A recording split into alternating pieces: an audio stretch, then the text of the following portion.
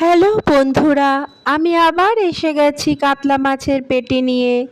আশা করি তোমরা সবাই খুব ভালো আছো। এই কাতলার পেটি দিয়েই হবে আজকের রেসিপি।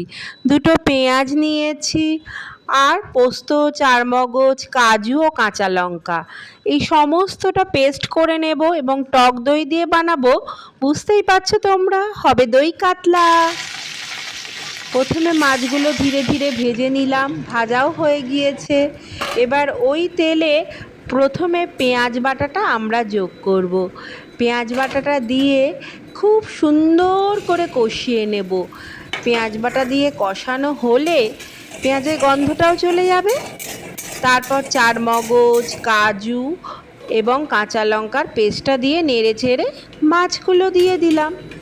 মাছগুলো দিয়ে সামান্য নুন দিয়ে এটা ফুটবে। ফুটে যখন কাই মতো হয়ে যাবে, নামানোর আগে ফ্যাটানো টক দই দেব এবং 1 চামচ চিনিও দিলাম।